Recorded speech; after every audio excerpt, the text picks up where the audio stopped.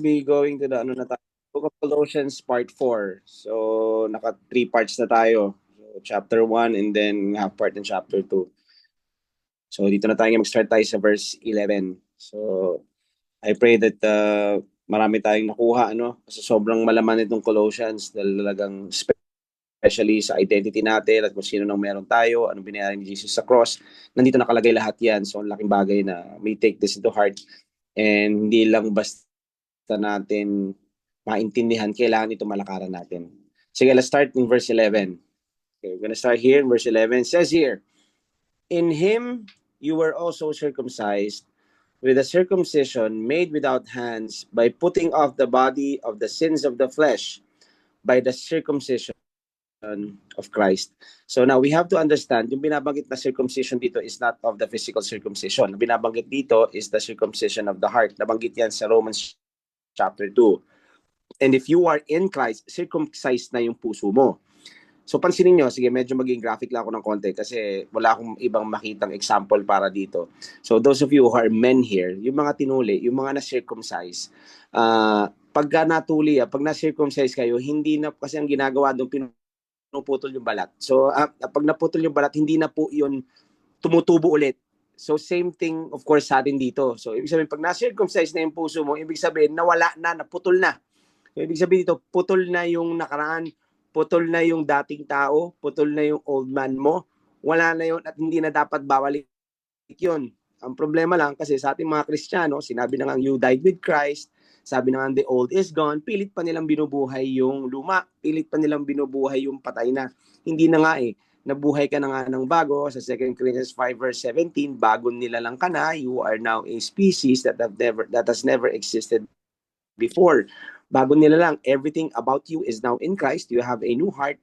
So, hindi na babalik yun. Kaya lang bumabalik yun at iniisip ng iba na nandyan, it's because of the old memory of the old man. Kasi syempre, andyan, may memory yan sa mga utak natin. At yun ang kailangan nating pinapalitan. So, yun yung binabanggit dito na circumcision of Christ. Kaya lang iba, syempre, mga nagtataka, bakit may nagagawa ka pa rin? At tingin mo, katulad ng dati mong pagkatao. Well, ang answer lang naman doon, mga kapatid, is because you're not renewing your mind. Kaya nga sabi sa Romans 12 verse 2, di ba? Do not be conformed to this world, but be transformed by the renewing of the mind.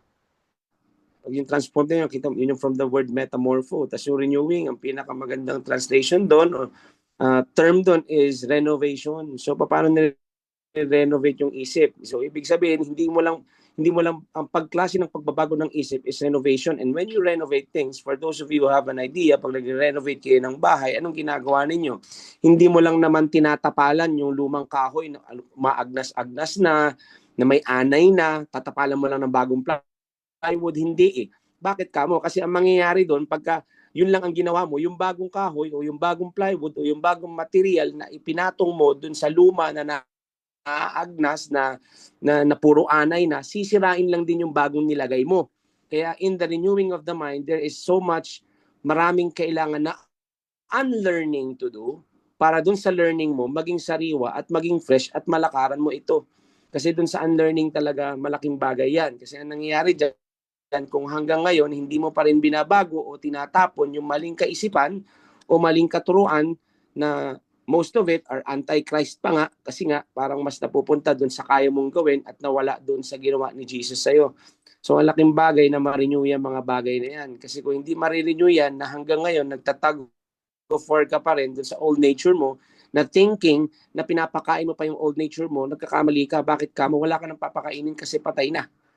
Amen? Hindi na tayo nagtatago for na may dalawang nature sa loob natin. Iisa na lang ang nature natin and that is the nature of God on the inside of us. That is Jesus Christ. Bagong nilalang ka. Yan yung sinasabi rito. Yung circumcision mo is not made without, it's not of hands, it's not physical. Yung circumcision mo is in the spirit. Kaya nga sealed with the Holy Spirit ka na. Bagong nilalang ka. He even gave us a new heart. Yung puso mo, hindi rin tagpi-tagpi. Hindi rin pinasakan lang na yung iba pang illustration dyan, may band-aid. Tas yung band-aid, ginawa si Jesus Christ yung band-aid. No, bago yung puso mo. Fresh na fresh yan. At yung puso na yan is not just after, hindi mo na hinahabol yung puso ni God. Yung puso ni God, yan na mismo yung nilagay niya sa'yo. Kaya nga everything that you do now would be just coming from Him. once you understand and you acknowledge that Jesus is in you. So yan yung binabanggit dito sa verse 11. And it says this sa verse 12, ito yung tinutukoy ko at inulit din dito, buried with Him in baptism. Ito yung nangyari sa atin. Yung iba kasi ang sinasabi, madalas, oh yes, Jesus Christ died for me. Yes, He died for our sins. He died for the sins of the world. Nawala naman din sa isip na, teka muna, hindi lang yun ang ginawa niya. Kasama tayo na namatay siya at kasama din tayong nabuhay ng muli. Tandaan natin, hindi ka pwedeng ma-born again kung walang namatay. Paano ka ipapanganak muli kung hindi namatay yung dati mo? Amen? Nabi na born again ka, pero hindi mo iniisip na, okay, kaya, kasi ito yun hanggat ang alam mo na may buhay pa nung dating pagkatao mo o yung dating ikaw that was dead to God and alive to sin, hindi mo kailanman malalakaran yung kalooban ng Panginoon sa'yo. Bakit ka mo? Kasi hanggang ngayon, may pumipigil pa din sa'yo. And siyempre sa John 10:10, the enemy comes to steal, kill, and destroy. It's not just the enemy. Sino yung nag-steal, kill, and destroy? It's the old you na pinipilit mong buhayin na dapat ay patay na.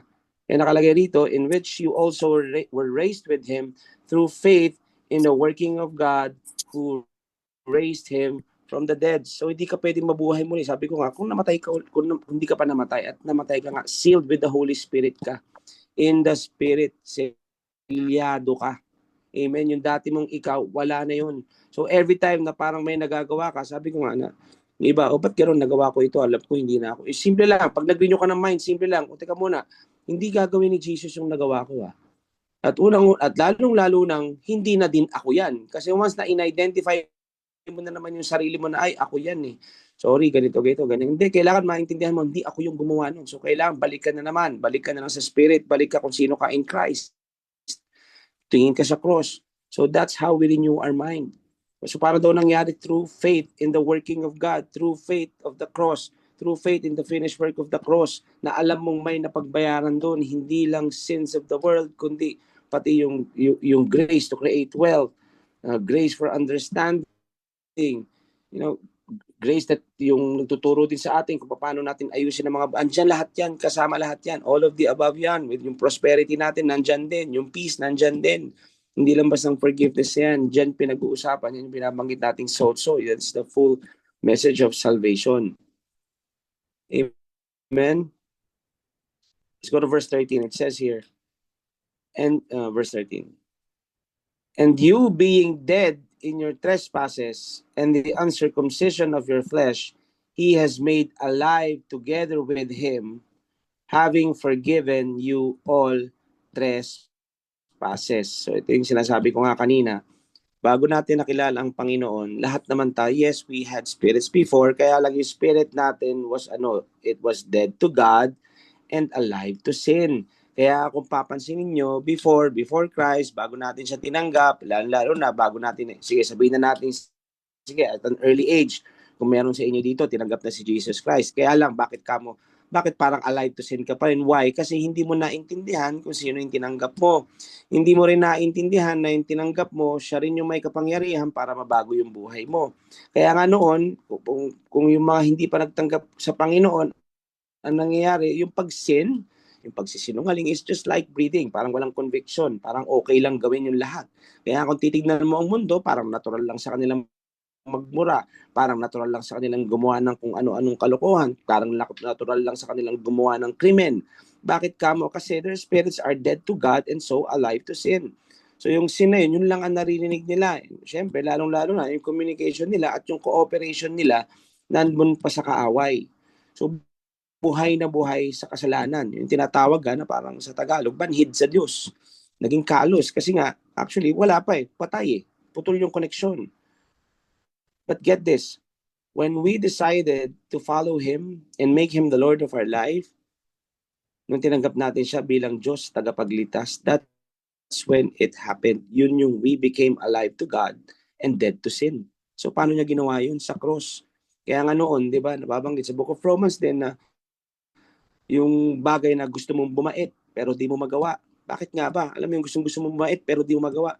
Kasi nga, andun nga nakuha natin yan. Yung sin, nandyan pa. At yun yung ginawa ni Jesus Christ sa cross. He became sin so that we might become the righteousness of God. Amen? Siya na walang kasalanan, naging kasalanan.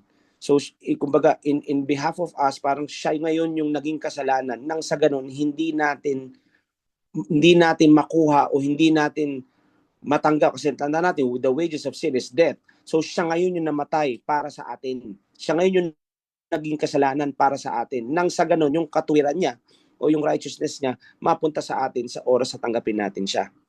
Amen? Kaya nung natanggap na natin siya, hindi na tayo nagpipilit na magpakabait. Hindi na rin tayo nagpipilit na maging good, na maging joy, na maging peace. Kaya nga fruit of the Spirit. So, ibig sabihin, kung fruit of the Spirit, ang kaninong bunga yon is not really bunga ng works mo o bunga nung dahil nagiging mabait ka. No. Bunga mo yon dahil yun ka mismo. Kasi si Holy Spirit na yung nakatira sa'yo, si Jesus na yung nasa iyo. So yung pagiging mabait, ikaw na yun. Nakuha niyo, ang laking pagkakaiba nun, yung pinipilit mo maging mabait. Ngayon, bunga mo na lang yun. At yun ang nangyari sa cross. Sa cross, yun ang na-accomplish doon. Ang nakalagay dito, dyan, and has forgiven you all your trespasses. Hindi yan nakalagay dyan, having forgiven you some of your trespasses or your sin yesterday or yung 1 week lang and then kailangan ganito na naman and then 2 weeks na naman. Hindi, ang nakalagay dyan, all trespasses, as in all. So ano ibig sabihin nun? Past, present, and future. It's not who you overcame sin, it was Him. Kaya sabi ko kanina, paulit-ulit ko na sinasabi, and He who knew no sin became sin so we might become the righteousness of God. Yan ang nangyari sa cross. Iba sasabihin, hindi, syempre yung past sins lang. Paano nangyaring past sins lang? Kailan ba nangyari yung pagpapatawad? That was 2,000 years ago. Anong nauna? Sinong nauna anong nauna nangyari? Yung pagpapatawad o nung pinanganak ka? Di ba? Yung pagpapatawad muna. So, ibig sabihin, lahat ng gagawin mo, napatawad na kung tatanggapin mo ang Panginoon at kung siya ang Diyos sa tagapagligtas mo. So, bayad lahat yun. So, paano ngayon yun? Hindi ka nahihingi ng tawad. Siyempre, nandiyan pa rin humility. So, ang ginagawa natin, nag-renew tayo ng mga isip natin. Nagre-repent pa rin naman tayo. Ano bang ibig sabihin ng repentance? When you repent, you change your mind. You change your direction. When you sin, pag nag-sin ka na hindi mo na dapat ginagawa kasi sinning would be the last thing on your mind when you are a Christian. If you are a Christian, remember, you receive grace. And grace says that grace is the one who teaches us to deny ungodliness. And grace keeps us active. Hindi, grace as binigyan din tayo ng freedom from sin, hindi freedom to sin. Kasi kung ang pagkakaintindi mo na nung naging Kristiyano ka, okay na palang mag-sin kasi may grace na. Mali ang pagkakaunawa mo ng grace. Mali ang pagkakaintindi mo ng pagkamatay ng Panginoon sa krus. Kasi alam mo na ginawa niya yun dahil sa pagmamahal niya sa iyo. At kung alam niya na alam mong mahirap yun, ikinamatay niya nga yun eh. So hindi man mangyayari na ulit, hindi alam na natin hindi naman siya namamatay every time na nagsisin tayo, pero you just need to picture this. Parang ginagawa mo ganun, ulit. Kung paulit-ulit mong ginagawa yan na hindi mo na dapat ginagawa yan. Kaya nga every time nung nandito pa si Jesus on earth, when He was doing His ministry, lahat naman ng kausap niya, hindi naman niya sinabi, sige, go and sin lang. No. Go and sin no more. At lalong-lalo na kapag tinanggap mo na siya, hindi mo talaga gagawin yan. Nagagawa mo lang yan because of the old mindsets and the old thinking, and yung mga residue ng mga old man na dapat nare-renew, na dapat na-unlearn at napapalitan ng salita ng Diyos. So you always kailangan mo sabihin sa sarili mo palagi, I am the righteousness of God. Sipin mo, may disconnect na kagad eh. Pag alam mo sa sarili mo, and you even declare, and you know in your heart, and in your mind, and in your soul, na nag-agree yung soul mo. Kasi madalas na naman nag-disagree sa spirit natin of who we are in the spirit is the soul. So kung nag-agree yung soul mo, na alam mong righteousness of God ka, at sinasabi sa sarili mo, alam mo, righteousness of God ka, it would be so impossible for you to sin.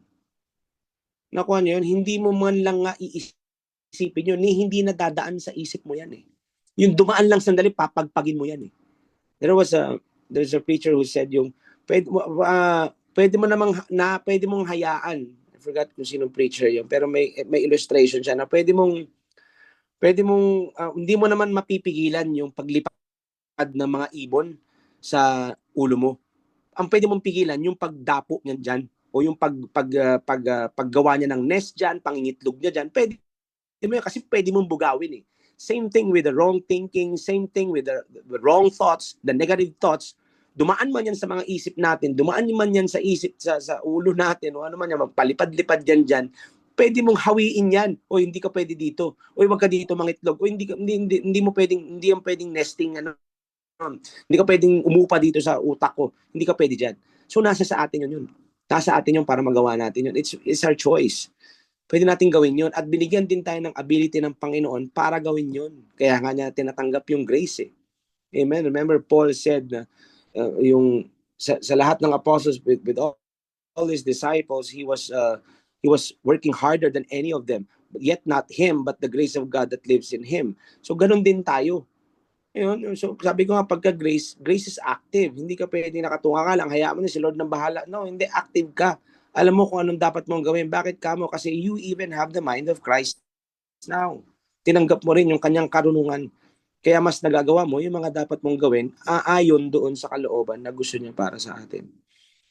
It says in verse 14, it says here, so yan, sabi nga kanina, last verse natin was, having forgiven you all trespasses, and then having wiped out, okay, the handwriting of requirements that was against us, which was contrary to us, and he has taken it out of the way, having nailed it to the cross. Guys, you have to get this. Nakalagay dito, because of the cross, ito ang nangyari mga kapatid. He took the law out of the way. The old covenant law, isinantabi niya yan. But remember, hindi naman niya inabolish yan. Kaya nga nung nandito siya in his ministry, nabanggit niya na hindi ako naparito para i-abolish ang batas o ang old covenant law. Narito ako para i-fulfill yan, para masunod yan. At yan yung ginawa niya rito na binabanggit dito sa verse 14. He took the law out of the way, yung old covenant, at isinabit niya yan sa cross. Kumbaga merong karatula siyang inilagay o siya na mismo na nilagay niya, this is fully paid. Bayad ang lahat ng yan. Amen. Remember, the old covenant law was there to show people kung ano gano'n silang kasama. Na, okay, para maintindihan nyo, ito yung ginagawa nyo na wag nyo na dapat gawin. Kaya lang hirap na hirap sila kasi hindi na nila naiintindihan o hindi nila naintindihan kung ano nga ba talagang puso ng Panginoon. Kaya nga bumaba ang Panginoong Hesus dito para maintindihan mo kung anong puso ng Panginoon. Dahil when Jesus was here on earth, nakita mo na kagad kung anong heart ng God eh. Ano na kagad ang heart ng Ama? Bakit ka mo? Wala naman siyang ibang ginawa kundi magpagaling ng mga may sakit, magpakain ng mga nagugutom, magpatawad ng mga nagkakasala, at ipakita at i-preach ang kingdom. So nakita na natin ang heart ni God. Ngayon, ang nagagawa ng Old Covenant Law kasi before was condemnation and guilt na hindi ko kaya ganito. Hindi ko kaya to. Isipin mo na lang 613 commandments. Paano mo susundin lahat ng yun? Magkamali ka sa isa, iyari ka na sa lahat. At hindi lang yun. Yung iba doon, syempre may punishment pa ng kamatayan. Yun eh. Now, nung pagkaganito, may ganyan, may mga may nararapat na kaparusahan sa bawat pagkakamali na hindi mo masunod ang mga yun. So wala nakagawa nun. At si Jesus lang ang nakagawa nun. Kaya nga nakasabit yan sa cross. Every time you think of the cross, kaya nga pag nag-Lord's Supper tayo, di ba, what do we remember? Di ba, that is broken body, hindi lang yung broken body niya, the new covenant in what? In His blood. Amen. Yun eh. That's the cross. So the old covenant, it's in the past. Now may bagong covenant now with new promises. So ano ibig sabihin nun? Okay, kung fully paid pala yun, isinantabi na pala ng Panginoon yun. Sinabi niya na may better covenant na. At bayad na ang lahat ng yan. Remember, Deuteronomy 28, alam niyo yung blessings of the law na nandun. So lahat ng blessing na nandun, when you're blessed coming in, you're blessed coming out, that you will be lenders and not borrowers, lahat ng blessing doon. If you are Abraham, if you are Christ, then you are Abraham's seed according to the promise. So anong ibig sabihin yun? Pati promise kay Abraham, sa'yo din. Blessing ng law, sa'yo din pag tinanggap mo ang Panginoon. Yan ang nangyari sa cross. At hindi lamang yun na itinatak na ipinako niya dyan sa cross. Ultimong yung curse of the law. You also have been redeemed. Na-redeem ka rin dyan. Galatians 3:13. Redeemed ka rin from the curses of the law. Yan ang nangyari sa cross. Amen. So yan ang lagi natin dapat iisipin na, nako, curse daw ako, ito, kailangan matanggal itong curse ito. But you need to understand, teka muna, na-free ka na dyan when you receive Jesus Christ. Nung you made Him Lord of your life, na tinanggap mo siya, binigyan kang bagong puso. At doon sa bagong puso ngayon, sa bagong puso na meron ka, andyan ang Espiritu Santo. At maliban dyan, yung bagong pagkatao mo ngayon, nasunod na yung old covenant law because of Jesus Christ. So yung blessing that you're not supposed to get, because syempre, sino mga naman tayo, di ba? We all fall short. Pero because of Jesus Christ, yung blessing that we're not supposed to get, nakuha natin. At nakukuha natin. At nasa atin. At yung curse na dapat na nasa iyo, even death, natanggal sa yan, napunta kay Jesus yan. Kaya ngayon, exempted ka na rin doon. Yun ang nangyari dyan. At yan ang lagi nating iisipin na ipako dyan sa krus ng Kalbaryo. At ang nakalagay dito sa verse 15, having disarmed, ulitin ko, dapat nga yata kinapital ko to eh. Having disarmed principalities and powers, He made a public spectacle of them, triumphing over them in it. Now listen to this. Anong, nakalagay ba dyan having or will disarm? Or every time you cast out, i-disarm mo pa lang? O every time na may laban, i-disarm mo? Anong sabi rito na nangyari doon sa cross? Disarmed. Sa Tagalog, na-disarmahan na. Kung na-disarmahan ka na, napusasan ka na din. Wala ka ng kapangyarihan. Yan ang sinabi dito.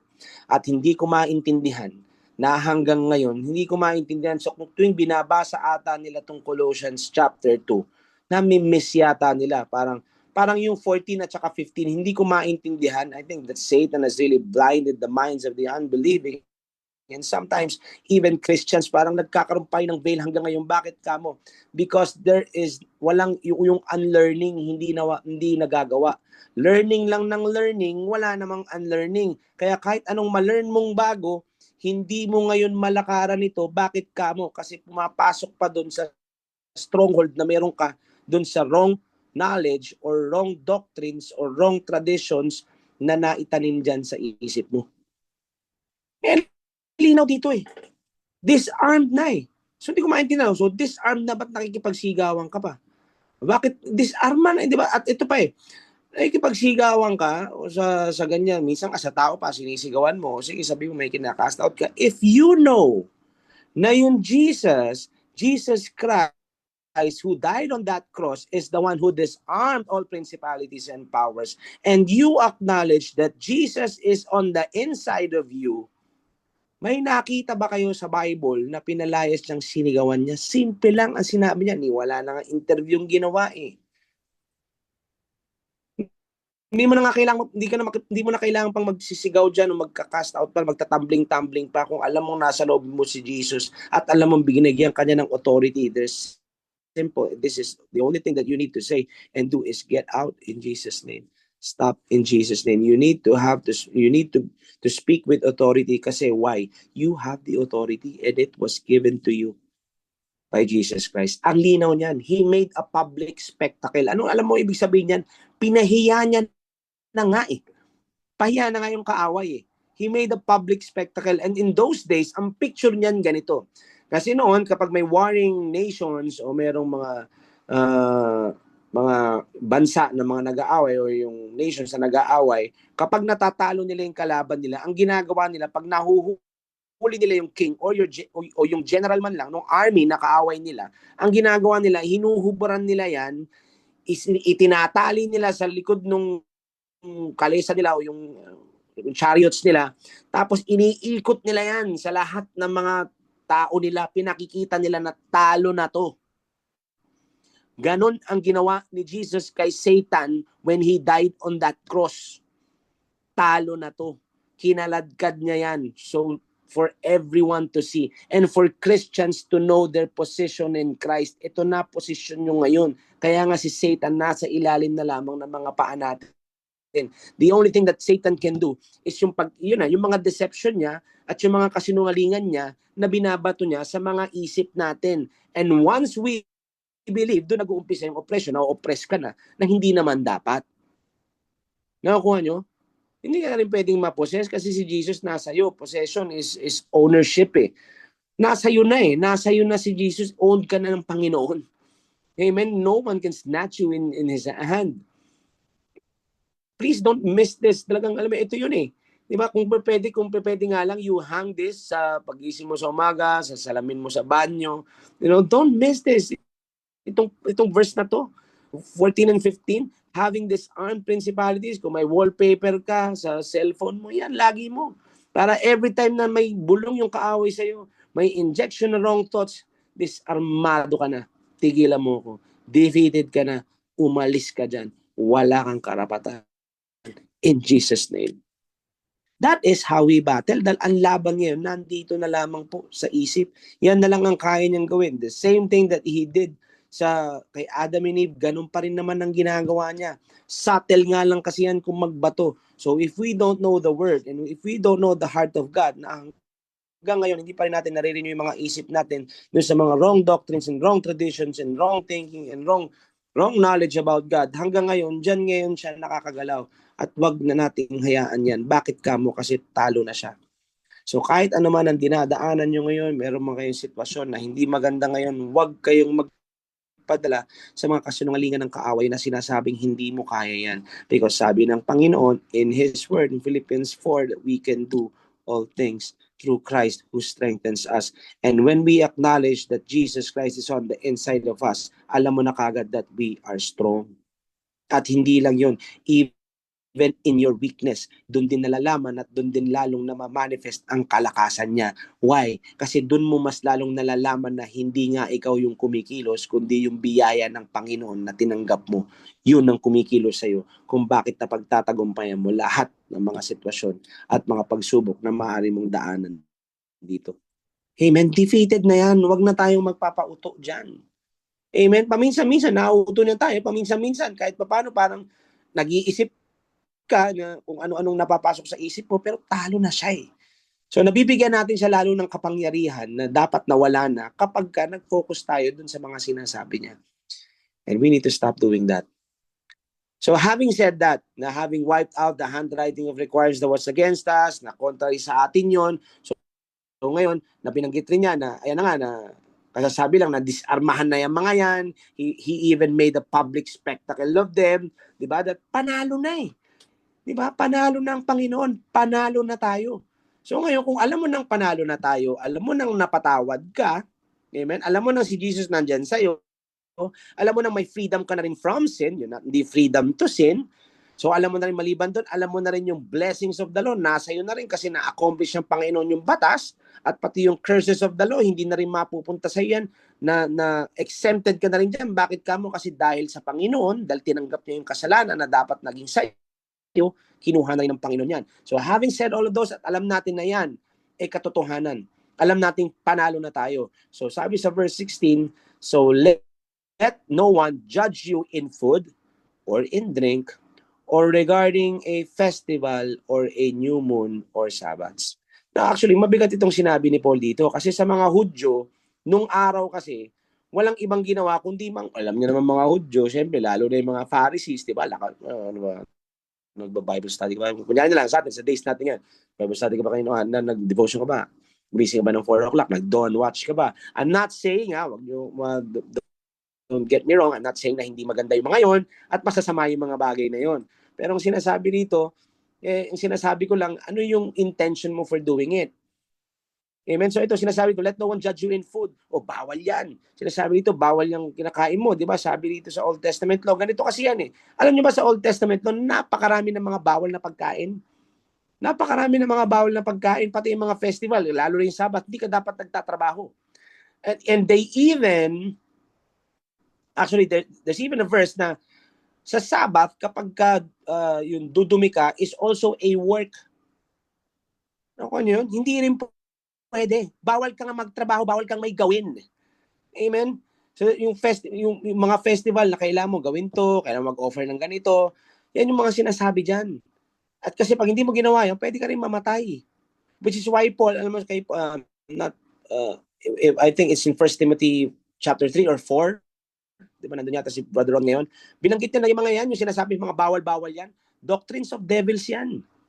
Kung hanggang ngayon, yan pa din ang ginagawa mo, full of condemnation yan at walang freedom dyan. Lahat ng dietary laws na yung kasama yan lahat na naipako sa krus. Yung verse 14, He took it out of the way. Kasama lahat yun dun. He blotted it out. In some translation, actually, ibig sabihin pa rin, He smeared it out. Tinanggal niya yun, naitabi yun na isatabi na yun. Because we have a new covenant with better promises. So magtataka ka, yung ibang Christians, tingnan mo nga, yung ibang Christians, okay, naniwala doon sa tatlo. Naniwala doon, sige, okay, wag na nga mag-judge sa food, wag na mag-judge sa drink, or doon sa festival, pero judge mo yung Sabbath. In-accept nila. Nakalagay rito nga, hindi nga sa lahat Dahil hanggang ngayon, may Sabbath, kaya nga may Sabadista Hanggang ngayon, inaano pa rin nila, recognize pa rin nila yun. Na nakalimutan nila that it was mentioned in Hebrews chapter 4, na sino na ba yung Sabbath natin? Ngayon, we rest in Jesus. Siya na yung rest natin. Si Jesus na yun. So, ibig sabihin, yung Sabbath natin, 24/7 Sabbath. We rest in Jesus Christ. Ngayon, hanggang ngayon, ganyan pa rin ng maling katuruan na hanggang ngayon Guys, isipin nyo lang yung mga bawal kainin na binabanggit dyan, kung hindi sa Leviticus. Mga bawal dyan, kasama yung mga tahong, yung lobsters, oysters, baboy, rabbit, pati hipon.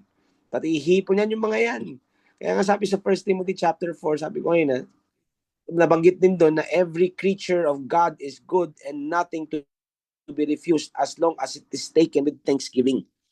So every creature of God, lahat ng ginawa niya is good. Kaya nga lahat ng kaya nga when we eat, we bless the food and we thank the Lord for the food that we eat. Amen? So wala na lahat yung tinanggal na ng Panginoon yun. Yun yung napagbayaran sa krus. So yun yung binabanggit niya rito. Kaya sabi dito sa verse 17, which are a shadow of things to come, but the substance is of Christ. So ano yung sinasabi niya rito? So ito, yung mga binanggit dito, yung mga food and drink na yan, ano ba yung mga festival na yan, yung Old Covenant Law, ano ba yung mga binabanggit yan? Sinasabi dito sa verse na ito, it's just a shadow Shadow lang lahat yan. Now, let me ask you, ano ba yung shadow? Di ba, it just gives you an information ng tao na nagka-cast ng shadow. Di ba, parang nalalaman mo lang, yung korte niya, ito palang kalaki ito, ito pa, medyo maganda yung korte nitong anino na to, maganda. Yun lang yung nakikita. Shadow lang siya Pero, kung titignan mo, yung shadow na yan, hindi mo mahahawakan yan Hindi mo mahahawakan yan, hindi mo rin makakausap yan. Ang makakausap mo, kung kaninong shadow yun. Yun yung mahahawakan mo. At ang tinutukoy dito, ba't gustong-gusto mo yung shadow na yan? Dito ka na dun sa nahahawakan, dito ka na sa napapaniwalaan, dito ka na sa totoo. At yan, si Jesus Christ. Yan ang tinutukoy dito yung shadow na yan. Yung Sabbath, yung meats, yung festivals, anino lang yan. Shadow lang yan. Hindi mo mahahawakan yan. Hindi mo rin makakasama yan. So, bitawan nyo na yan. He took it out of the way. Huwag ka na mag-dwell dyan. Dito ka na kay Christ. Kasi ngayon si Christ na ang rest mo. He is your rest. He is your Sabbath. He gave you the freedom. Diyan tayo dapat nakatingin. It says in verse 18, go to the next slide. So having said that, intindihan natin yung shadow lang pala yung mga yun, tinabi na ng Panginoon yan, dapat pala tumingin tayo doon sa nag-cast ng shadow kung sino yung talagang pinanggalingan noon, and that is Jesus Christ. So kung alam na natin lahat yung mga yan, and kayo na alam mo na rin forgiven ka, alam mo na rin yung blessings of the law, curses of the law, na natanggap yung blessing, yung curses na exempt ka, pinatawad ka ng Panginoon, yan ang nangyari sa cross, nilagay niya sa cross, nailed, paid, fully paid. Alam mo yun, kaya ang pagtitignan mo, syempre nagbo-book ka ng ticket or sa hotel, di ba? Pagka kahit naman anong mangyari, kapag alam mo may booking ka, di ba, ilalaban mo kasi nga may resibo ka Dito may resibo ka din, fully paid Ang problema sa ating mga Kristiyano, fully paid na nga yung resibo natin. Pagka sinabi ng kaaway, hindi, may kailangan pang bayaran, down payment lang yan. Nasusunod, ay, ganun po ba? Mga ilang months pa po ba? Ganun naman tayo, napapasunod tayo na hindi dapat na ilalaban mo. Fully paid ako dyan. I'm healed, I'm prospered, I'm whole, I'm restored. Amen? So wag tayong papayag. Kaya sabi dito, so let no one cheat you of this reward. Let no one cheat you of your reward, taking delight in false humility and worship of angels, intruding into those things which he has not seen, vainly puffed up by his fleshly mind. So wag mo hayaang madaya ka sa reward na meron ka in Christ. Amen? He is a rewarder for those who diligently seeks Him. Hindi mo na matatanggal sa Panginoon na mag-reward. Yes, we have our rewards in heaven, but we also have supernatural rewards here on earth. The supernatural favors that God gives to dun sa mga tao na nagsisik sa kanya, doon sa mga tao na nag-o-obey doon sa mga sinasabi niya na ipinagagawa. Bakit kamo? Andiyan pumapasok yung divine opportunities. Diyan pumapasok yung mga divine appointments. Kasi nagkakakilala tayo ng mga siyang mga sinabihan at binibigyan ng mga, kumbaga parang coordinates ba? Parang binibigyan tayo ng mga directives on where to go, who to talk to, and then yung kakausapin dapat natin, nabigyan din naman ng directives yan. Remember sa 1 Kings 17, same thing kay Elijah. Kinausap niya yung widow, kinausap niya rin si Elijah. So lahat na nakakausap mo, hindi lang naman basta ikaw yung nagpapaalala, uy, tinago ko ni Lord dito, pinapunta sa'yo para kausapin ka. It's not just that. Kasi mismo yung kinausap mo, kinausap din ng Panginoon na may darating na katulad mo para kausapin ka. Nakukuha niyo yung ibig ko sabihin? So wag nating hayaan na may tao na lalong-lalo na ang enemy na dayain tayo dun sa reward na yan na dapat sa atin. Wag nating hayaang madaya tayo. Yung doctrines of devils na yan that was mentioned and what? Taking delight in what? In false humility. Simple lang naman, false humility is thinking you can't do anything even if God says you can do all things. It's just simple as that. Yung iba kasi hindi, it's you, Lord. All of you, Lord. None of me. Isipin nyo, all of you, Lord, none of me. Lagi kong sinasabi ito eh. Okay, kung yan ang tingin mo sa Ama natin sa langit na ang sinasabi, you need to be all of me and none of you. Isipin nyo, ganun yung God natin. Oh, anak all of me, none of you. Eh talagang God is in control na pala kung ganun. So ibig sabihin, hindi ka na pwede mabuhay, siya na lang. Nakukuha nyo ibig ko sabihin, samantalang yung buhay mo, siya. Nakukuha nyo ibig ko sabihin, I hope you're following me. Isipin nyo, sabi ko, naging example ko ito last week or 2 weeks ago. Isipin nyo sa anak ko, sasabihin ko sa anak ko, araw-araw, sasabihin ko sa anak ko na, si Choyong anak ko, sabihin ko kay Choyong, walang ikaw ako lang. Yung gusto ko lang, walang gusto mo lang. Yung ako lang, anong klaseng ama yung isipin nyo sa akin? And that's not our God. Yung life na buhay natin ngayon, we live, siya na yung buhay natin Nakukuha nyo, hindi niya na tayo, actually, hindi niya binigyan niya rin tayo ng buhay. Tayo rin yung nabubuhay. Pero yung puso natin, siya na. Nakukuha niyo? Nasusundan niyo ba yun? Nasusundan niyo ibig ko sabihin? Siya na yung puso natin. Hindi na natin, may sarili rin tayong pagkatao, pero yung pagkatao natin, siya na. Nakukuha niyo? Yan ang true humility is simple lang. Pag sinabi ng Panginoon na kaya mo, sumunod ka. Like Moses. Diba siya nagsulat ng Exodus, sinabi sa kanya, he's the meekest man of all. Pero sinulat niya yun. Paano naging humble yun? Sabi mo, humble ako. Diba? Nakuha niyo yun?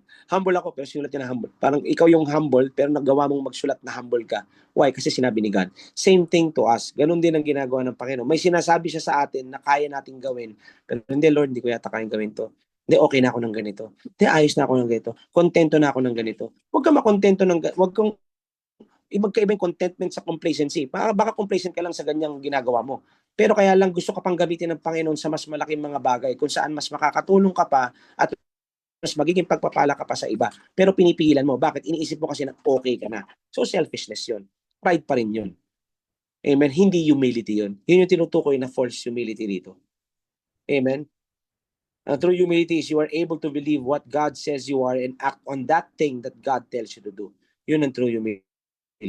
At binanggit din dito worship of angels at kung ano-anong manifestation. Worship of angels, yung iba kung ano-anong manifestation ang hinahanap.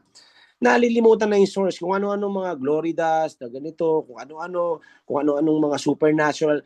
Walang problema dyan. Yung supernatural, alam natin, it follows us. Why? Because we have a supernatural God who lives on the inside of us. Darating talaga yan. Pero wag mo i-chase yung supernatural. Amen? Dahil kaya rin naman gumalaw ng Panginoon in the natural. Amen. Ang hirap dyan, kakahanap mo ng mga ganyan, nalilimutan yung iba, tinatapon na yung Bible, wala nang pakialam sa word. Kakahanap, may kakaibang doon, may taasan ng balahibo doon, may hagisan ng ganito doon, may lumilipad doon na ganito, kung ano-ano na hinahanap nila, at itinatapon nila ang Bible sila. Ang importante rito is, yung pinaka-importante binabanggit lang dito, we look at the source. We look to Jesus. Iba kasi, pag wala nang naramdaman, hanap na. Parang wala na akong taas balahibo rito, lipat na. O parang wala na, lipat na. Emotion yun, it's just flesh. Balik tayo on who we are in Christ. Balik tayo kay Jesus Christ. Whether you feel Him na nandyan siya or not, you believe that He's there. You believe na He's on the inside of you. Nakuha niyo ko? Yun ang faith. Na kahit parang di ko siya maramdaman. Yeah, kahit di ko siya maramdaman, alam ko nandito siya. Yun ang faith. Amen? Verse 19, it says here, and not holding fast to the head, ito na nabanggit ko, and not holding fast to the head, from whom all the body, nourished and knit together by joints and ligaments, grows with the increase that is from God. So here's the reason. Pag inuna mo yung mga angels na yan, you are not holding fast to Christ who is the head. Not some, hindi ko naman tinatanggal yung angels, meron naman din yan. And God, commands the angels to guide us. Nandiyan din naman yan para protektahan tayo. Nandiyan yan. Yes, there are angels, pero huwag ka magpaka-stop ball dyan. Just imagine, marabanggit dito na nourish and knit together. Just imagine if only the parts, ito lang, picture nyo lang, kung sana lang yung parts, when we talk about parts, tayo, body of Christ, which is the body of Christ, sumunod na lang sa sinasabi ng head or ni Christ, mas ma-accomplish lahat ng will niya. Sad to say, Christianity that has 40 plus thousand denominations na hanggang ngayon di magkasundo-sundo. Isipin mo na yung paa, ang gustong gawin yung ginagawa ng kamay, ang gustong gawin yung ginagawa ng daliri, gagawin ng, alam mo yun, nag-aagawan. Tapos nagsisiraan, kakagulo, nag-aaway-away, na hindi dapat eh. Diba? If only we can all be united and function as one, imagine the increase that God can do. Sabi niya rito, nakalagay, with the increase that is from God. Only then. If we could just recognize and acknowledge each other, especially in the body, that we all have Christ. And if we all have Christ, our head is Christ. Amen? Kaya lang, siyempre, anong nangyari? Ang naging head na ngayon, sad to say, is doctrines. Ang naging head na ngayon is yung sinulat na book ni ganito, na ganito, ginawang steps, ginawang ganyan. Na nalimutan na nila na, teka muna, parang bumabalik na tayo dun sa mismong katuruan na sinabi ng Panginoon na itinake out niya of the way and na-nail niya dun sa cross. Hindi na mamalayan. Ganyan ang Satan eh. Subtle lang. Diba? Tinanggal mo nga yung Old Covenant law pero naggawa ka naman ng mga self-imposed laws mo. Diba? Dun sa denomination mo, gumawa ka na sa sarili mo naman law. Okay, tinanggal mo 613 commands. Nagdagdag ka naman ng law mo. Nakuha nyo? So, hindi na namamalayan, nawawala na naman yung significance, nawawala na naman yung mismong sinasabi ng Panginoon at kung sino si Jesus, kung ano accomplish siya ron. Kasi gumawa ka na naman ng mga bagong laws. So, sabi rito sa verse 20, next verse, therefore, if you died with Christ, yan, linaw. Sabi dito, therefore, at naintindihan na natin lahat yan. So, do not eat, yung do not judge, yung kung ano yung kinakain, ganyan, lahat na yan, wala na yan. What was taken out of the way. After knowing that, if you died with Christ, kasama ka nga niya namatay, di ba? Hindi lang siya namatay para sa'yo. Hindi lang siya namatay, na siya lang yung namatay, kasama ka. Galatians 2:20, kasama tayo ron. From the basic principles of the world, ayan yung mga binabanggit dyan. So how the world thinks and the Old Covenant law. Why? As though living in the world, do you subject yourself to regulations? Ito na. Therefore, after all that has been said, kung alam mo na we died with Christ from the basic principles of the world, rudiments of this world, sa ibang translation, bakit hanggang ngayon sunod ka ng sunod sa kung ano-anong steps or regulations na pinapataw sa'yo? Now, I'm not saying, uy, naku, wag na raw sumunod sa regulations, sabi ni Pastor, mga laws, hindi ko sinasabi yung government, ha? I'm not talking about that. Ang pinag-uusapan natin dito is the Old Testament laws. Kaya nga lagi ko sinasabi dito, alam niyo, pag Kristiyano, minsan pag nag-mission kami, yung sa mga preaching ko, pag nagsishare ako, sinasabi ko, alam niyo, pag naging Kristiyano kayo at naintindihan niyo kung sino si Jesus Christ, naintindihan niyo kung paano siya tinanggap, naintindihan niyo kung anong kasama doon sa cross, kung ba't siya namatay doon, ano yung bunga ng cross na yon, wala nang bawal. Yun ang sinasabi ko lagi, wala na talagang bawal eh. Yung iba parang di nila mag-gets, paano wala nang bawal? Why? Simple lang yan eh. Balik tayo kanina. Nung tinanggap mo ang Panginoon, kasama ka namatay. So kung kasama ka namatay, kasama ka rin yan nabuhay. Kaya nga we are able to walk in the newness of life. Bakit kamo? Kasi bago na yung puso natin. So kung bago na yung puso natin, ang ginagawa na lang ng flesh is pinipigilan yung bagong puso natin o yung bagong pagkatao natin para gumawa ng tama. Amen? Sa Galatians 5 binabanggit yon. Yung flesh is, ang ginagawa ng flesh is ang pinipigilan niya yung spirit to carry out our good intentions. Ang intentions natin ngayon are all good. Amen? Wala ka ng intention na hindi maganda. Kung meron ka man nagagawa na ganyan, hindi yan galing sa puso mo. Galing yan sa isip mo. Amen? Kasi ang nakatira sa puso mo, si Jesus Christ. So, hindi ka na marunong gumawa ng mga bagay na yan. Kaya nga sabi ko sa inyo, renewing of mind needs a lot of unlearning and learning. Amen? So, kailangan, maintindihan mo dapat na kung namatay ka na palang kasama si Kristo, namatay ka na rin dyan sa mga regulations na yan, namatay ka na rin dyan sa Old Testament laws na yan. So, anong ibig sabihin niya? Ngayon, lahat ng gusto mong gawin, mabuti na. Amen? Wala na yung desire mo to sin. Kaya kanina, binanggit ko rin, di ba sa Romans 6, yun nga, gusto mong bumait pero di mo magawa. Ngayon, mabait ka na. Alam mo yun, hindi mo na ngayon magawang maging masama. Kasi yun na yung pagkatao mo. Yun na yung nature mo. Yung desire mo, pinalitan na rin ng Panginoon because you delight yourself in Him. Yung desire niya, na ilagay na dyan sa'yo. So lahat ng desire na gusto mong gawin, all comes from Him. Nakuha niyo ako? So minsan, pag napapansin mo na you're walking in the flesh or somehow, yung focus mo nandun sa flesh, doon mo naman malaman. Teka muna, paano ko ngayon malalaman yung desire ko is of God or is of the flesh? Saan ka nakafocus? Anong binabasa mo? Anong environment mo? Pero if you know that you are in the environment and the atmosphere of faith, with like-minded believers, walking in the Word, renewing your mind in the Word, dahil alam mo na kagad, whatever that desire is that is in your heart, alam mo kay Lord agad yan. Amen? At wala na dapat duda dun. Nakuha niyo ako? Kasi ang hirap sa iba, duda ng duda. Yan nga yung gusto ng kaaway. Pag dudahin ka, double-mindedness. Kailangan single-minded ka. Amen? Kaya nga, look to what is ahead and not on behind. Hindi ka kailanman makakarating sa pupuntahan mo kahit nagmamaneho ka. Kung panay ang tingin mo sa rear view, mababangga ka. Nakuha niyo ako? Lalong-lalo na kung tatalikod ka sa likod. Hindi ka makakarating dyan. Kung tingin ka ng tingin sa likod, at ano yung tinutukoy kong likod, yung Old Covenant Law. Uy, bawal to, bawal to. Teka muna, anong bawal to? Wala nang bawal eh. Bakit ka mo wala nang bawal? Kasi hindi naman ako gagawa ng something na bawal. Even in the eyes of men, ang makikita nila is gawa ng Panginoon. Bakit ka mo? Kasi yung nananahan sa'yo, yung ugat mo, yung puno mo, si Kristo. Hindi kailanman magbubunga ng bulok ang fresh, ang buhay na lalong-lalo na ang Panginoon. Hindi magbubunga ng bulok yan. At kapatid, hindi ka bulok. Kaaway ang magsasabi sa inyan. So wag na wag mong tatanggapin yun. Nabago ka na. Kasama kang namatay ni Kristo at kasama kang nabuhay muli. So lahat ng isinantabi niya, nilagay niya dun sa cross, bayad lahat yang kapatid. Amen? Hindi ka na kailangan pagsabihan pa araw-araw, wag mong gagawin to. Okay lang magganito ka. Okay lang magganito. Hindi na. Amen? Hindi mo na gagawin yun. Kaya ngayon, yung obedience natin, hindi ka na nag-o-obey para ma-bless eh. Hindi ka nag-o, kailangan kong gawin to, kailangan ko mag-Bible study sa every Monday, Tuesday, Wednesday, Thursday, kailangan ko matindang retreat, kailangan ko matindang ito, kailangan ko matindang workshop, o kailangan kong gumising alas 4 kasi kailangan bago pa lang lumabas yung liwanag, yung sun, talagang nandun ako, kailangan nakaluhod ako doon. Sarili mo na lang yun eh.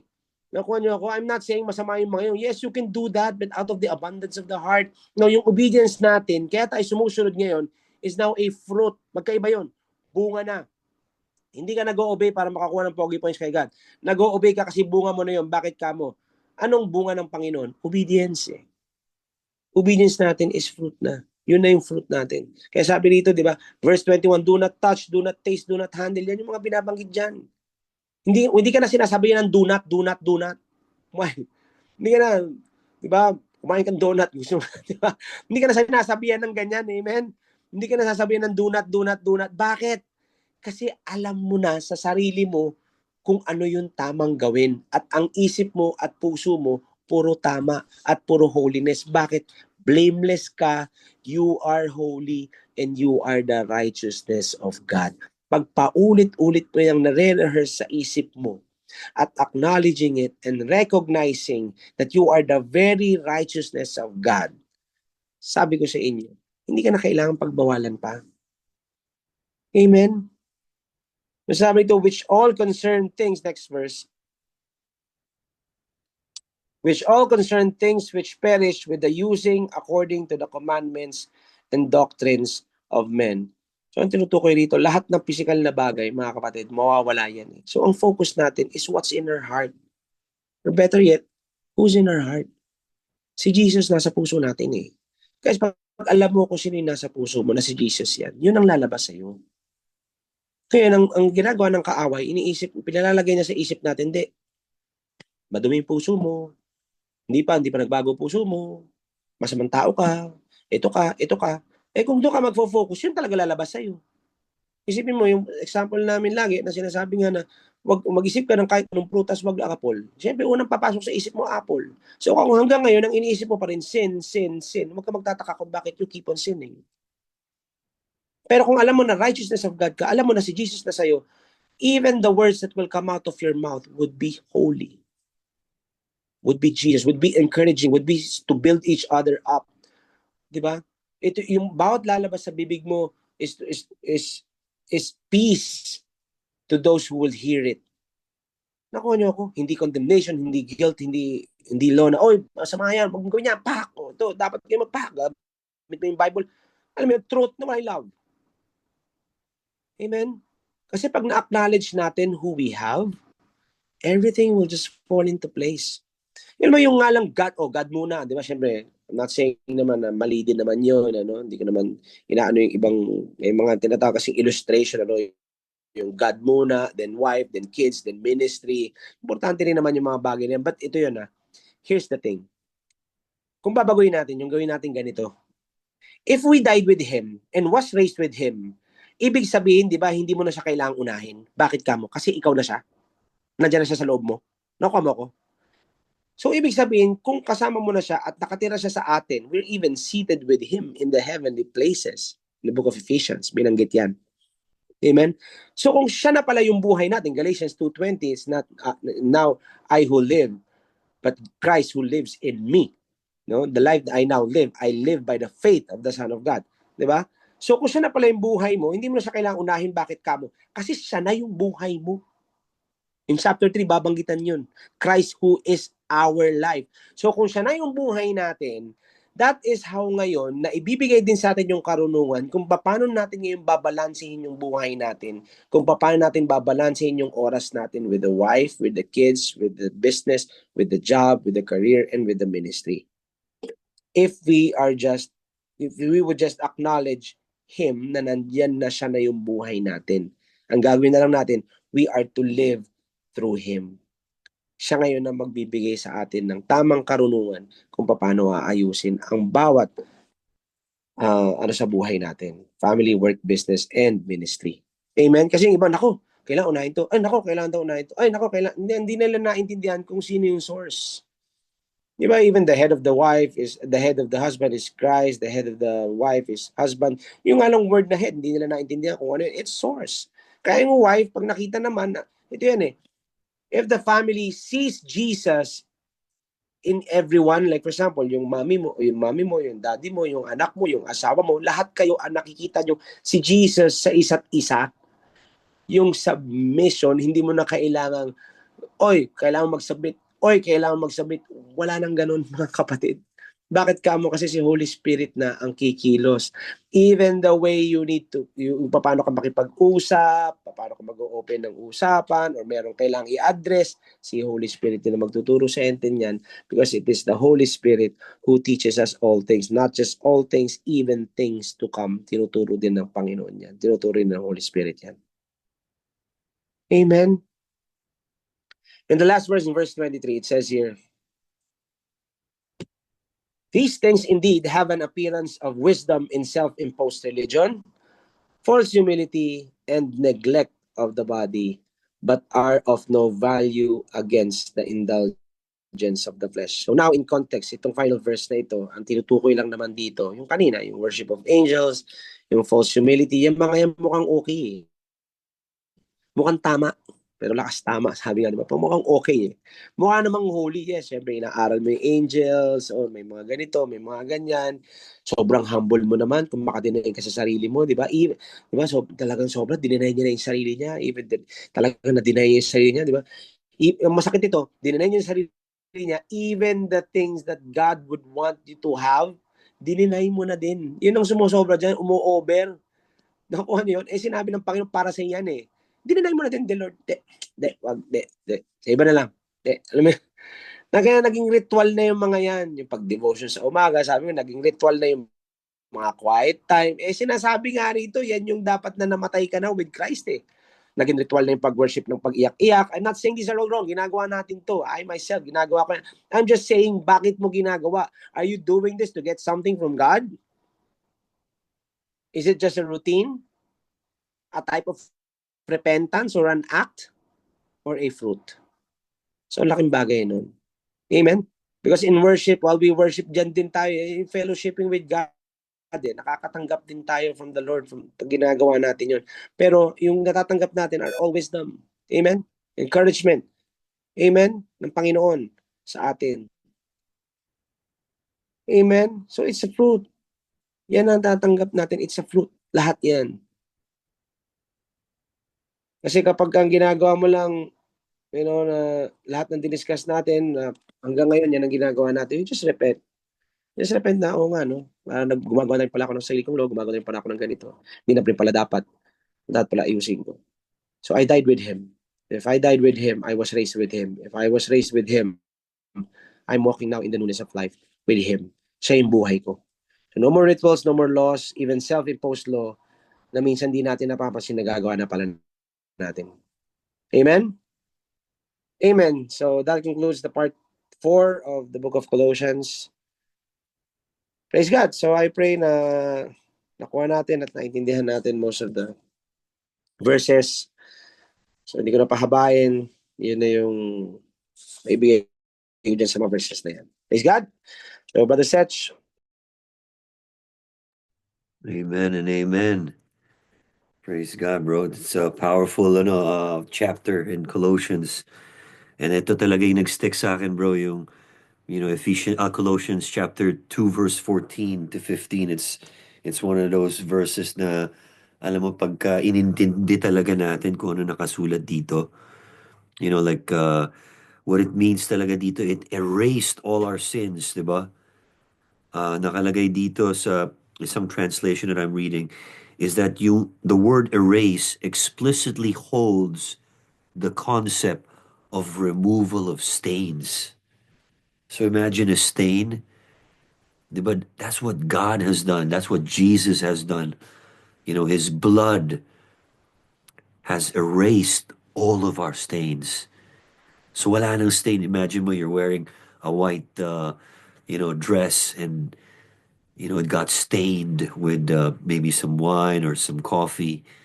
But at the moment you receive Jesus, alam mo yung stain na yun, di ba? Para siyang tinayed or, the bleach, it's completely white and it's completely clean and it's been permanently displayed on the cross. Di ba? He deleted it all and that stain cannot be retrieved. Di ba? Ito yung power ng forgiveness eh. And I guess even for now, di ba? Para sa atin, di ba? This is who we are. We are forgiven. We are the righteousness of God. Di ba? Every principality has already been disarmed. Di ba? There is no accusing voice. Di ba? Every weapon and all their spiritual authority of the enemy has been stripped away. Diba? Because this is the power of the cross. This is the triumph of Jesus on the cross. So it's just mind-boggling for us to understand it. Pero the moment we ask the Holy Spirit for revelation, diba ng lahat ng mga bagay na to na sinabi ni Pastor Match, wala nang accusing voice. Diba? You don't need to be in that group, in this group. Diba? It's just your personal relationship with the Holy Spirit. And wherever you're growing, if you have a group where with like-minded believers, continue to fellowship. Diba? We have this every Thursdays. It's with like-minded believers. We're preaching the finished work of the cross. And it's so encouraging. Kaya, Pastor Mash, talagang laking bagay na alam mo yun, the seeds that are being planted in us every time we fellowship, may fruit that comes out. And I pray na, sa bawat isa, meron talagang fruit na nagaganap sa mga puso natin.